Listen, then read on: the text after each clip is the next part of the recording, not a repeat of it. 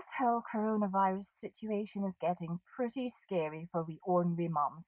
One minute we're blithely going about our business, touching our faces and shaking hands with the au pair. Sneeze Anna. She's Bulgarian, but she's marvellous. Then the next is surgical masks, elbow bumps, and stockpiling toilet rolls and quinoa. I just know all my fellow ordinary mums out there are like me, grinning and bearing it. 3 weeks without a manicure and not so much as a grumble. I salute you all. Of course, not everyone is quite so willing to put the nation's needs before their own. Just yesterday, when I was driving Emmeline to the stables to feed and groom her pony Maximus, an essential journey under the category of supporting the vulnerable. The poor animal has ADHD. I spotted one chancer on his way out of the local shop. This is a time when community spirit is vital, so I pulled over the disco and gave him some free advice. "Oi!" I shouted. "I saw you putting your bin out this morning. You shouldn't be out again. Stay indoors, you selfish man." I knew he was grateful for the friendly reminder because he waved me off with a little V for victory salute. It was charming, but unnecessary. I'm not a hero.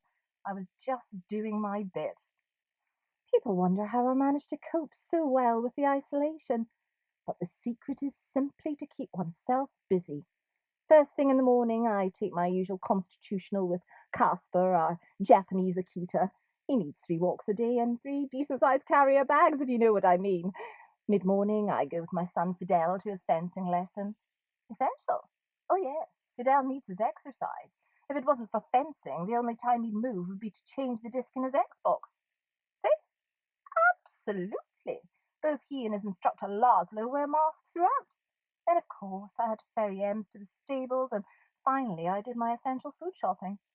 Yes, it would be great if I could tie that in with an earlier journey, but sadly that just isn't possible because now that Waitrose have stopped taking online deliveries, it's an 160-mile round trip to Stirling. A long way to go for aromatic blueberries and Letford estate buttered mushrooms. Yes, but needs must in these unprecedented times.